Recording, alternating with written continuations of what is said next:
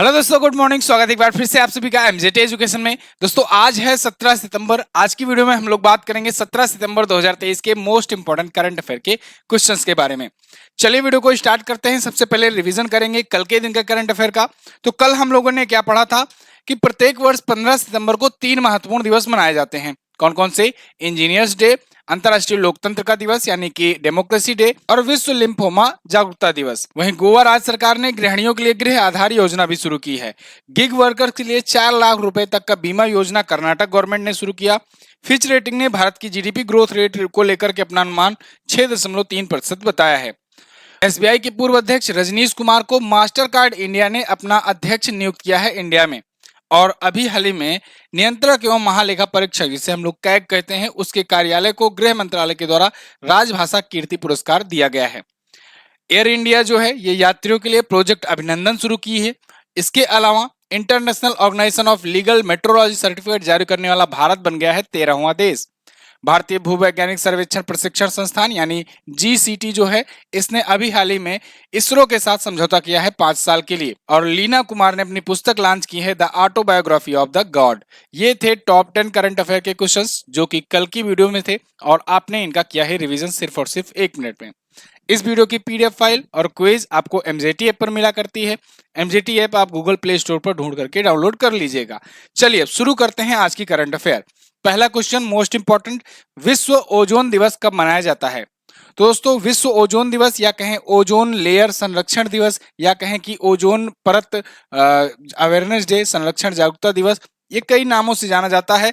तो ये सब मनाए जाते हैं 16 सितंबर को। ओजोन लेयर जो है ना, ये समताप मंडल में स्थित एक समझ लो कि गैसों का एक थिक दरिया है, एक जगह है जहां पर बहुत ज्यादा मात्रा में, सघन मात्रा में ओजोन गैस पाई जाती है। ओजोन बेसिकली हम लोग O3 से डिवाइड करते हैं, ऑक्सीजन के 3 अणु मिलकर के ओजोन बनाते हैं।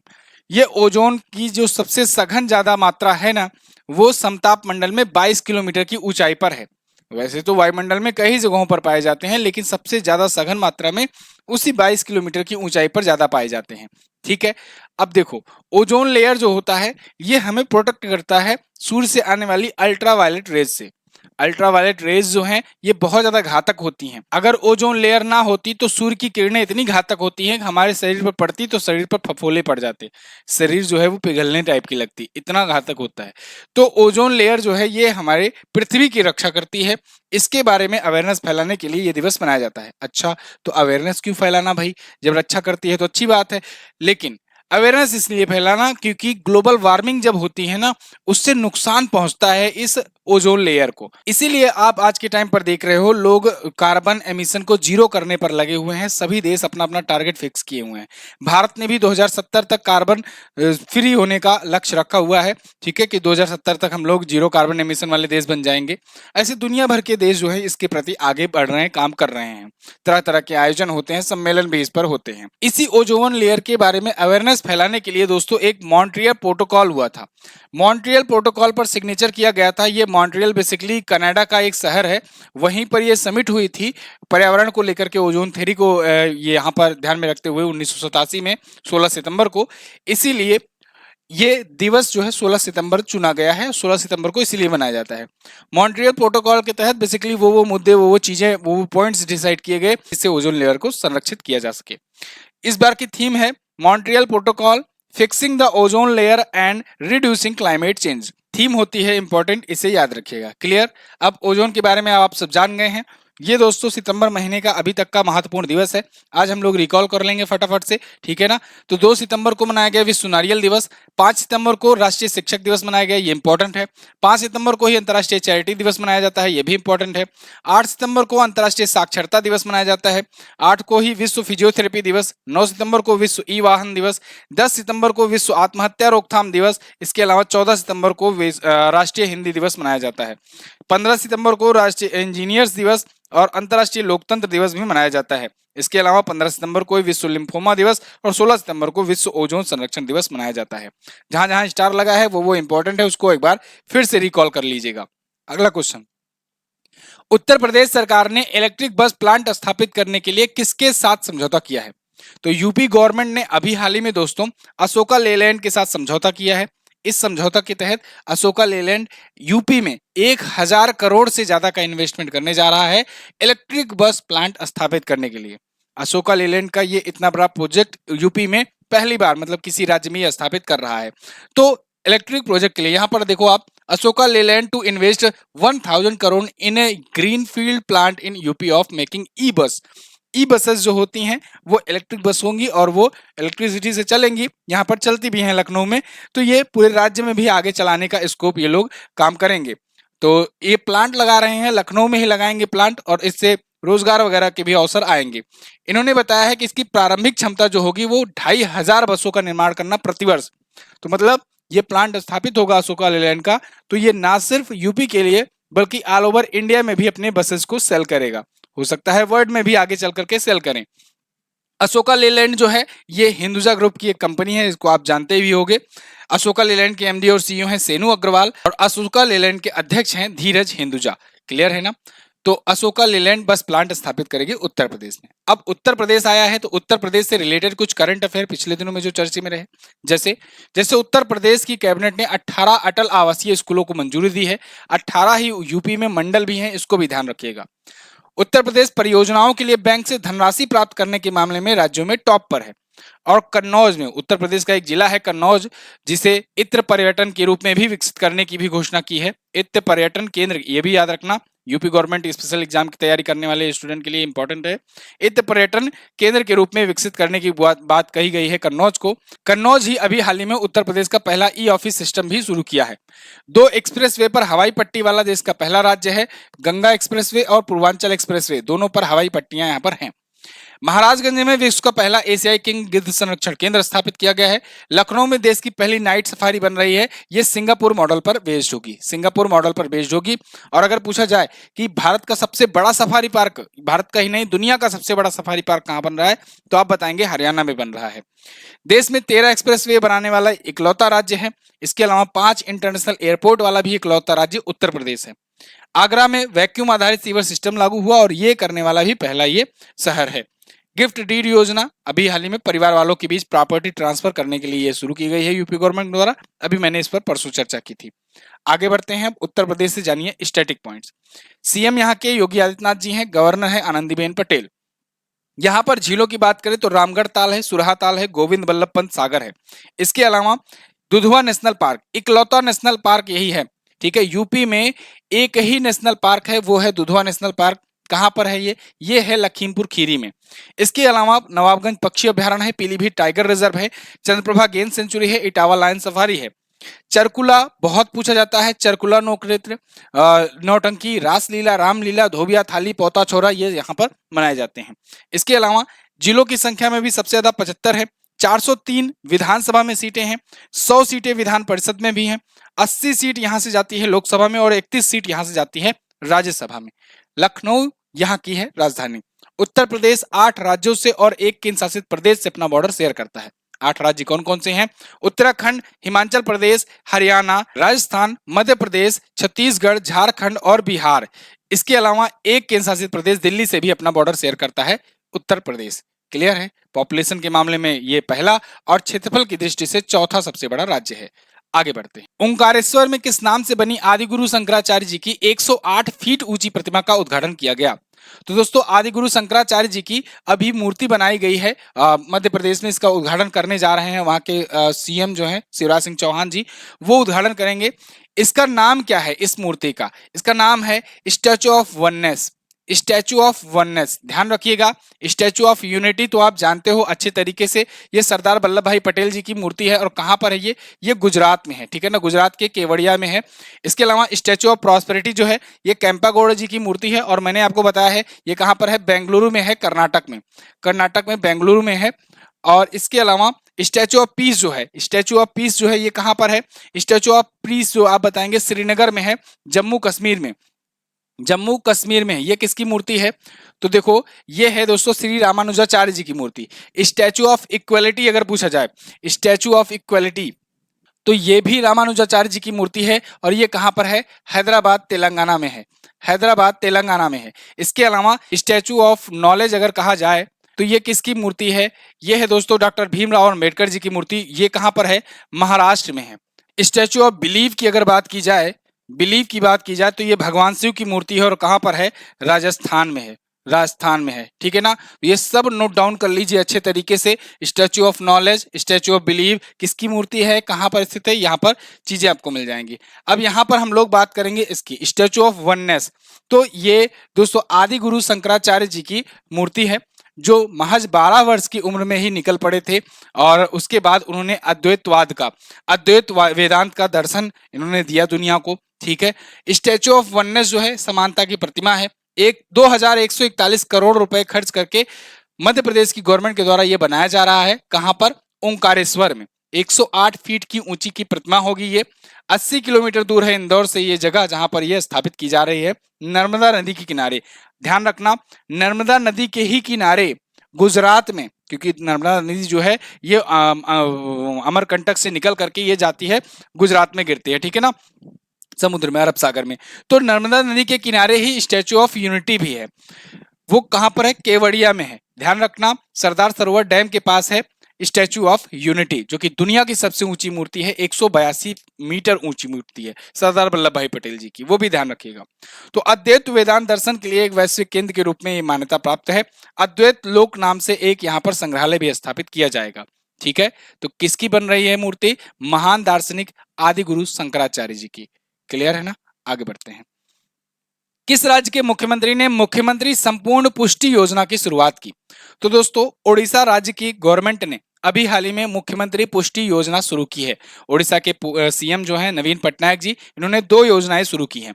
एक तो यहाँ पर देखो संपूर्ण पुष्टि योजना, मुख्यमंत्री संपूर्ण पुष्टि योजना, दूसरा है पदा पुष्टि योजना। तो ये दोनों जो है योजनाएं अभी शुरू किया गया है।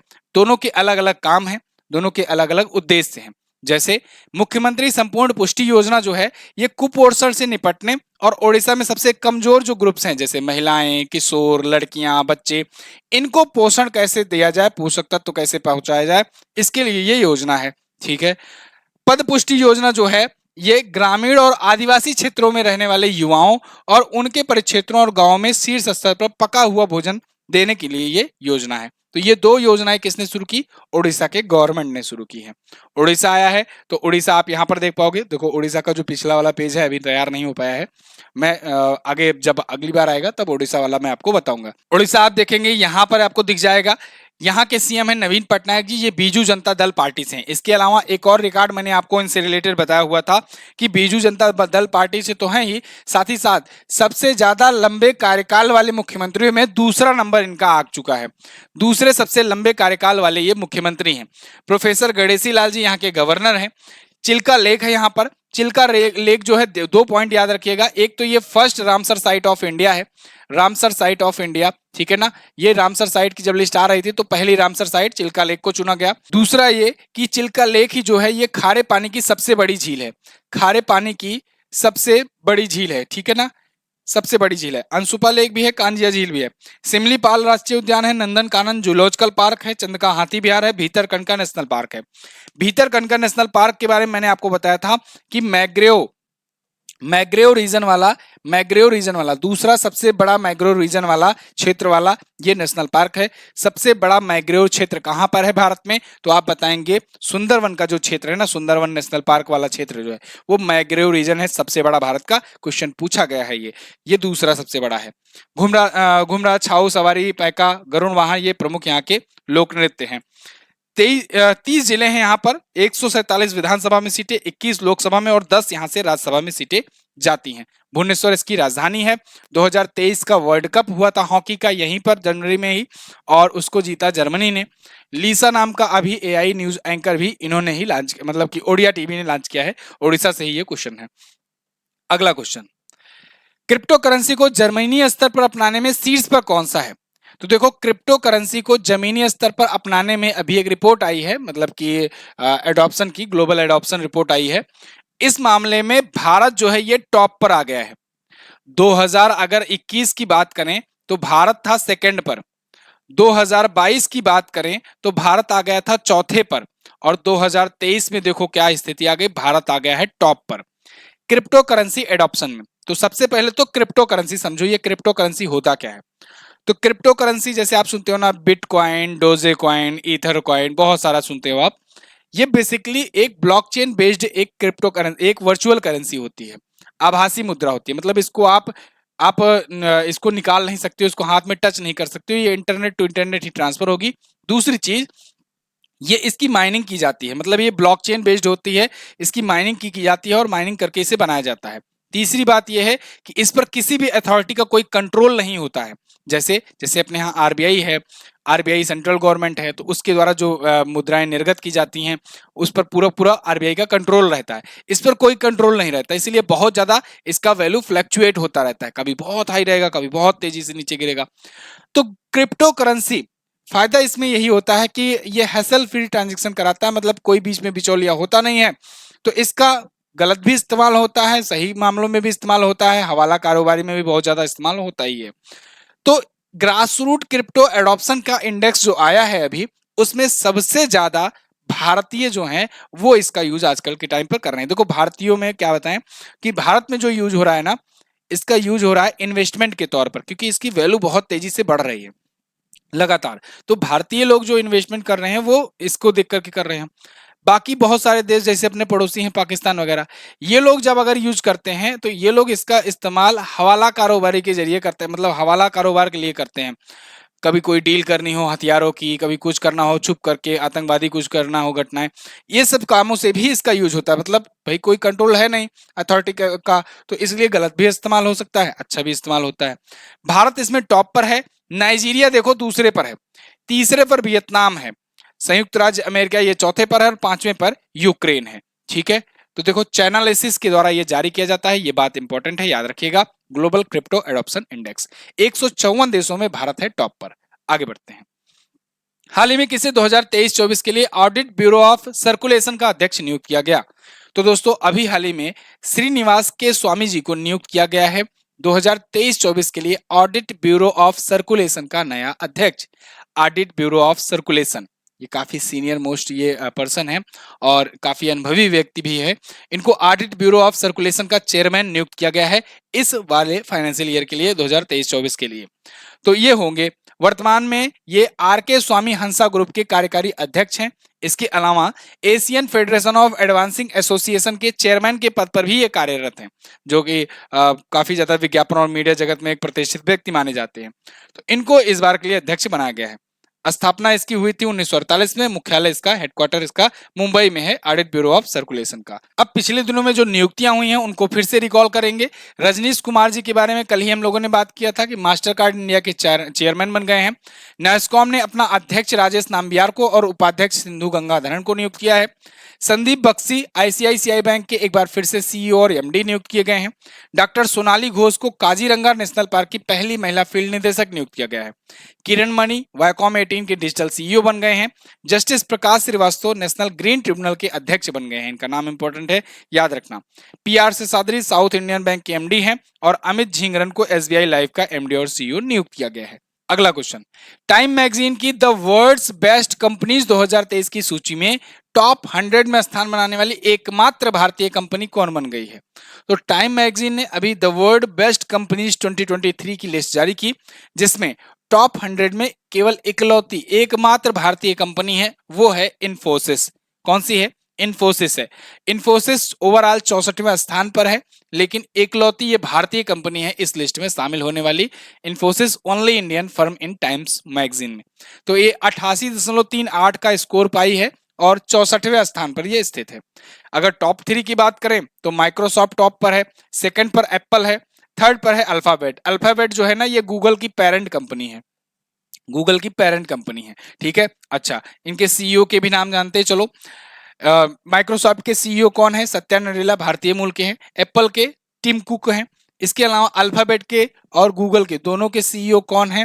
भारत के सुंदर पिचाई। ठीक है, इन्फोसिस, इन्फोसिस आप जानते हो, नारायण मूर्ति का नाम सुना ही होगा आपने, अभी चर्चे में भी बहुत रहते हैं आजकल। क्यों? क्योंकि नारायण मूर्ति इसके संस्थापक थे। वैसे नारायण मूर्ति के ही दामाद जो हैं वो आज के टाइम पर ब्रिटेन के प्रधानमंत्री बने हुए हैं, ऋषि सुनक। ठीक है, हाल ही में किसे प्रवर्तन निदेशालय का निदेशक नियुक्त किया गया? तो दोस्तों अभी ईडी का निदेशक नियुक्त किया गया है, किसे? राहुल नवीन को। IRS अधिकारी हैं, इंडियन रेवेन्यू सर्विसेज के अधिकारी हैं, और इनको नियुक्त किया गया है नया ईडी का निदेशक। ईडी भाई इन्फोर्समेंट डायरेक्टरेट, जितने बड़े बड़े लोग होते हैं ना वो इनसे डरते हैं। तो अभी ये आए हैं किसकी जगह पर? संजय कुमार मिश्रा जी की जगह पर। संजय कुमार मिश्रा जी की जगह पर अब ये राहुल नवीन को अपॉइंट किया गया है। ठीक है, अच्छा एक चीज और, संजय कुमार मिश्रा जी की नियुक्ति को लेकर के ना बहुत कंट्रोवर्सी हुई थी। याद होगा मैंने आपको बताया भी था, सुप्रीम कोर्ट ने रोक लगा दी थी उनकी नियुक्ति को आगे बढ़ाने के लिए, है ना, मैंने आपको बताया था उसको लेकर के। ये एक्चुअली में नियुक्त किए गए थे 2018 में 2 साल के लिए, फिर इनका कार्यकाल लगातार बढ़ाया जा रहा था। बीच में बोला गया कि कोविड की वजह से नई नियुक्ति नहीं कर रहे हैं, अभी बढ़ा रहे हैं। उसके बाद जो है ये एक्सटेंशन पा रहे थे, फिर सुप्रीम कोर्ट ने फिर कहा कि बस भैया रुक जाओ, बहुत ज्यादा एक्सटेंशन ना दो, अब दूसरा कोई ढूंढ लो। आगे कुछ महीनों का टाइम दिया, उसके बाद कहा अब नया आपको ढूंढना पड़ेगा। तो अब नया ढूंढ लिया है सरकार ने और राहुल नवीन को बनाया है प्रवर्तन निदेशालय का नया निदेशक। क्लियर? प्रवर्तन निदेशालय की स्थापना 1956 में हुई थी, नई दिल्ली में हेडक्वार्टर है और राहुल नवीन इसके अध्यक्ष हैं। क्लियर? नियुक्तियों की बात हम कर चुके हैं पहले, तो हम आगे बढ़ते हैं। हाल ही में केरल में फैल रहे किस वायरस के कारण अलर्ट जारी किया गया? देखो केरल में ना एक वायरस बहुत ही तेजी से फैल रहा है। कौन सा वायरस है? निपाह। अब ऐसा नहीं है कि ये पहली बार फैल रहा है, ये यहां पर चौथी बार फैल रहा है, 4th टाइम फैल रहा है। इससे पहले सबसे पहले ये 2018-19 में दिखा था, और अभी ये फिर से बीच बीच में मतलब कुछ दिन तक फैलता है, उसके बाद फिर समाप्त होता है। अक्सर ये बारिश के मौसमों में देखने को मिलता है। तो निपाह वायरस देखो आउटब्रेक हुआ है केरल में, और इसकी वजह से लॉकडाउन वगैरह की भी स्थिति आ गई है, बहुत ही खतरनाक तरीके से ये फैल रहा है। 2018 के बाद से निपाह वायरस जो है चौथे बार प्रकोप की यहाँ पर घोषणा की गई है। ये बेसिकली जानवरों से मनुष्यों में फैलने वाला एक वायरस होता है। ऐसा कहा जाता है कि अगर कोई फल है, खास करके केला वगैरह, केला अगर मान लो कोई चमगादड़ काटता है और उसको फिर सुअर खा लेता है, और वो सुअर जो है अगर कोई व्यक्ति खाता है या उसके भोजन के प्रति जाता है, तो वहां से इसके 3 प्रकार के ये जानवर जब मर्ज होते हैं तो इसकी वजह से ये वायरस फैलता है। ठीक है, चमगादड़, सुअर, उसके बाद फिर ये मनुष्य के संपर्क में आया तो इस वजह से ये फैल रहा है, गंभीर बीमारी है। और केरल के कोझिकोड जिले में देखो ये सबसे पहले 19 मई 2018 को ये मामला देखने को मिला था। क्लियर? Nipah virus. ठीक है, आगे। हाल ही में मिस यूनिवर्स पाकिस्तान का खिताब जीतने वाली पहली महिला कौन बनी? तो देखो मिस यूनिवर्स पाकिस्तान खिताब जीतने वाली पहली महिला बन गई है एरिका रॉबिन। अब आप सोचोगे पहली महिला कैसे? एक्चुअली में ये पाकिस्तान कहता था कि हम मिस यूनिवर्स यूनिवर्स नहीं मानते, लेकिन अब ये कह रहा है कि चलो ठीक है भेजते हैं पार्टिसिपेंट, क्या पता जीत ही जाएं। तो एरिका रॉबिन मतलब ये पाकिस्तान ने अभी मिस यूनिवर्स वाला सिस्टम अपने यहाँ शुरू किया है। तो शुरू किया है कि इस बार प्लान बना रहा है कि इस बार हम भी वर्ल्ड में रिप्रेजेंट करने भेजेंगे। तो सबसे पहले वर्ल्ड में रिप्रेजेंट करने से पहले अपने यहाँ एक आयोजन कराना होता है। तो ये किसी तरीके से पैसे वगैरह बटोर करके अपने यहाँ आयोजन कराए और इनको विजेता घोषित किए हैं, एरिका रॉबिन को। ठीक है, तो अब ये रिप्रेजेंट करने जाएंगी पाकिस्तान को जब वर्ल्ड वाला वो यूनिवर्स का जब होगा आयोजन तब। ठीक है, तो मिस यूनिवर्स प्रतियोगिता में पाकिस्तान को ये रिप्रेजेंट करने जाएंगे। पिछली बार की अगर बात करें 71वें मिस यूनिवर्स को जीता किसने था? तो आर बोनी गैब्रियल ने जीता था। किसने? आर बोनी गैब्रियल ने जीता था। अच्छा, अब यहां पर आपको दिख रहा है कि पिछले दिनों में जो भी चर्चे में आए थी मिस यूनिवर्स से रिलेटेड या फिर मिस वर्ल्ड वगैरह जो बहुत प्रकार के आयोजन होते हैं, उनको देख लीजिए कौन कौन जीता था। तो Miss International India Praveen Anjana ने जीता, Mrs Universe India Madhuri Patle ने जीता, मिस इंडिया अर्थ का खिताब प्रियान सैन ने जीता, मिस यूनिवर्स नीदरलैंड का रिंकी वेलेरे कोले ने जीता। इनका नाम याद रखना क्योंकि ये पहली ट्रांसजेंडर हैं। ठीक है, नीदरलैंड की। फेमिना मिस इंडिया वर्ल्ड 2023 ये नंदनी गुप्ता ने जीता है। मिस यूनिवर्स 2022 जैसा कि मैंने बताया आर बोनी गैब्रियल ने जीता है। मिस वर्ल्ड जो है इसको जीता था कैरोलिना बिलावस्का ने। मिसेज इंडिया वर्ल्ड सरगम कौशल ने जीता था। क्लियर? तो ये तो थे दोस्तों आज के दिन के टॉप 10 करंट अफेयर के क्वेश्चंस। आई होप आपको वीडियो पसंद आई होगी। अगर वीडियो पसंद आई है तो वीडियो को लाइक कीजिए, शेयर कीजिए। टेलीग्राम ग्रुप पर भी आपको बहुत सारी चीजें भेजी जाती रहती हैं। डेली शाम को इवनिंग में 6 PM पर 6 PM पर एक क्लास हो रही है, लाइव क्लास हो रही है रिवीजन की आपकी। इसको आप सभी लोग ज्वाइन कीजिए। इसमें आपको जनवरी से लेकर के सितंबर तक का रिवीजन कराया जा रहा है लाइव क्लास के माध्यम से। आप सभी लोग शाम वाली क्लास को जरूर जुड़िए उसमें। कल मैंने क्वेश्चन पूछा था 12वां विश्व हिंदी सम्मेलन कहाँ हुआ? तो नांडी फिजी में हुआ था 12वां विश्व हिंदी सम्मेलन। पहला वाला नागपुर भारत में हुआ था। और अभी गैंडों के संरक्षण के लिए राइनो टास्क फोर्स बिहार ने गठित किया है। आज आपके लिए क्या क्वेश्चन है? इसरो ने निम्न में से किस रॉकेट से चंद्रयान 3 को लॉन्च किया था? Very very most important question, कोशिश कीजिएगा सभी ऑप्शन को एक्सप्लेन करने की। इसके अलावा बैंकिंग और वित्तीय संस्थाओं की श्रेणी में 800 से अधिक कर्मचारी वाली किस संस्था ने राजभाषा कीर्ति पुरस्कार देखा? कल की वीडियो अगर आप ध्यान से देखे होंगे तो जरूर इसका आंसर कर ले जाओगे। Thank you so much for the class. ऐसे ही वीडियो को लाइक और शेयर करते रहिए, ठीक है, और चैनल को सब्सक्राइब कीजिए, एमजेटी ऐप को इंस्टॉल कीजिए।